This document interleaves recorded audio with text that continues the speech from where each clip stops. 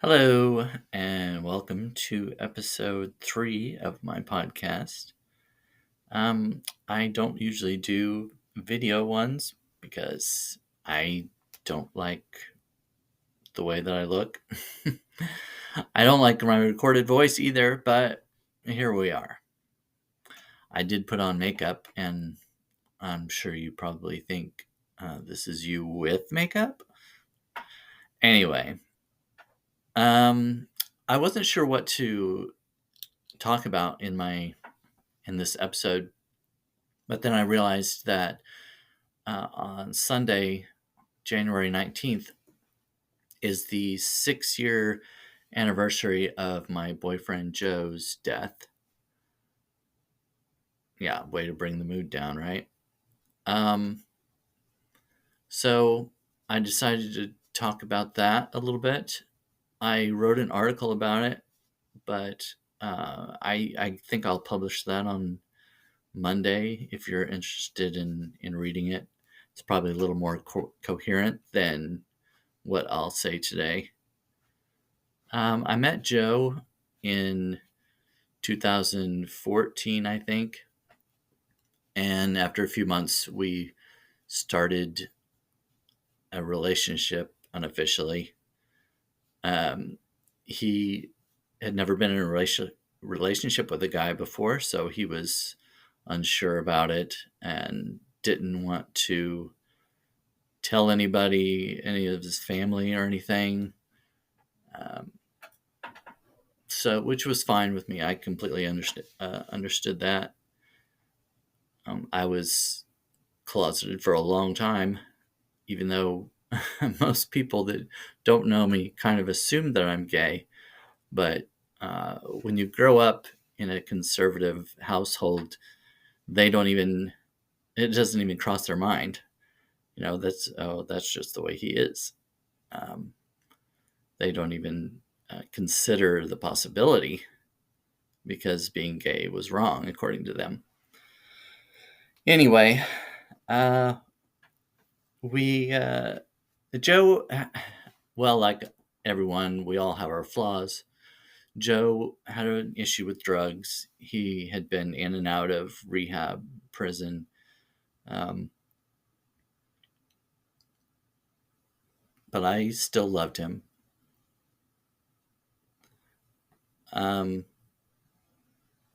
We were in a relationship for about 4.5 years. He lived in the St. Louis area, and I lived closer to Kansas City. So it was a long distance thing. And with him being in and out of facilities, it made it a little difficult. But on January 19th of 2019, I was working in the morning and came home, took a nap, and I was woken by my phone ringing, and I looked at the caller ID, and it was Joe's mom. I didn't answer it partly because I had just woken up and my mind was a bit foggy, but also she hardly ever called me, so I knew that something was wrong. I thought he had either gotten arrested or he was high and they had kicked him out of the house. He had gotten out of rehab and was living with his parents at the time. Um, he was clean as far as I knew. And anyway, his mom had called me. She left a voice message, asked me to call her back. So after I kind of braced myself, I called her, and she said she had gone in to wake him up for work, and he was gone. I was completely in shock. I I said something like, "What happened?" And she said the medical examiner didn't see any drugs or paraphernalia. Um, they don't know. She said he wasn't high when he went to bed the night before. Of course, autopsies take a little while, so they wouldn't know anything. Um, his brother had Crohn's disease, and I know Joe had complained many times about similar types of issues, and I wonder if he had that. I mean, that's not something that would kill him necessarily, but he also had headaches. He got migraines every once in a while.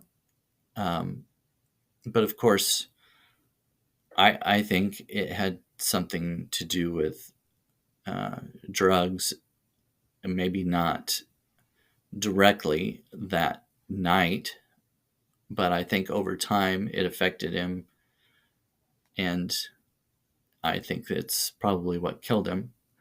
I still don't know, and I'm sure his family knows. They probably got the results from the autopsy.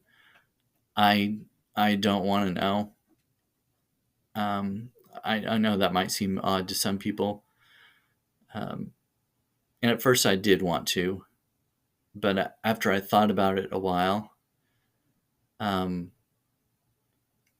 I thought it, for one thing, it wouldn't change anything. No matter how he died, he's still gone.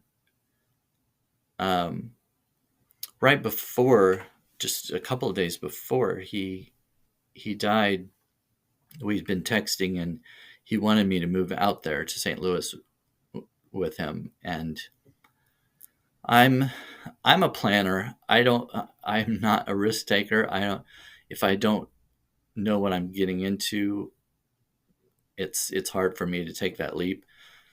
I didn't have a job lined out or anything like that, and he wanted me to just move out there, and he said I'd find a job once I was there.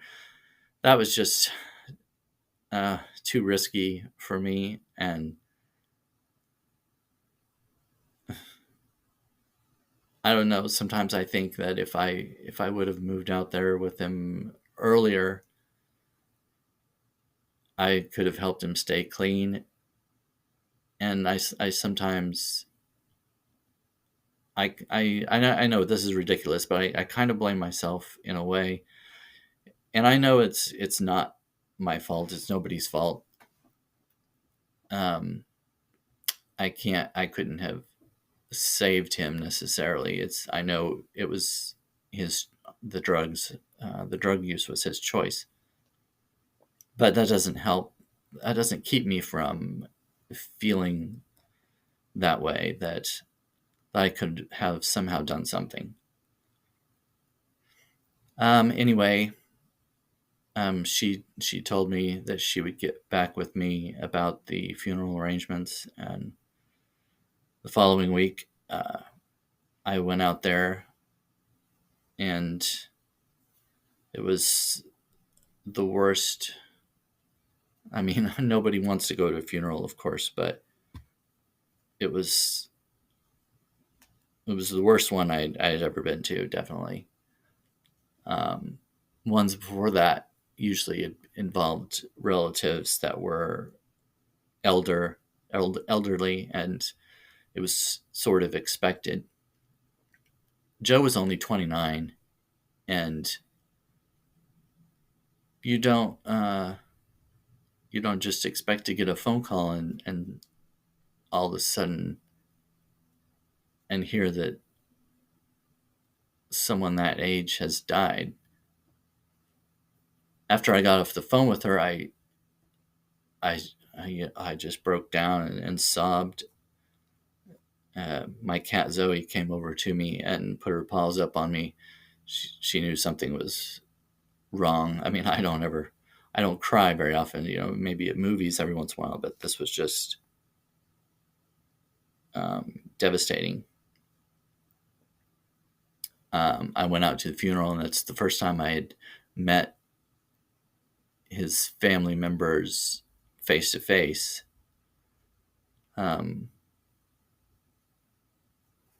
I sometimes had asked him if he could tell some of his family members about our relationship, and he didn't seem like he was ready, and he said that they already knew, but even though he didn't tell them directly, and I met his father and introduced myself, and he said, "Oh, Brandon, Joe thought a lot of you," and that really broke me down. I realized then how much he had talked about me and us. And I talked to his sister, and she said the same thing. She said that he talked about me all the time. And I didn't know that it was really difficult. Anyway, I'm not sure what else to say about that. I mean it's been 6 years, like I said, and still every time I talk about it, obviously I can't talk about it without tearing up, crying. So I hesitated to do this, but I thought I should anyway. I wrote a note about it, and then right after that, I read a story from someone who wrote a fictional story about two gay guys in a coffee shop, and it involved suicide. And it was just so odd that I had read that right before I was planning to do a podcast about Joe. And even though Joe's death wasn't suicide per se, in a way it was, because he was gradually killing himself because of his drug use.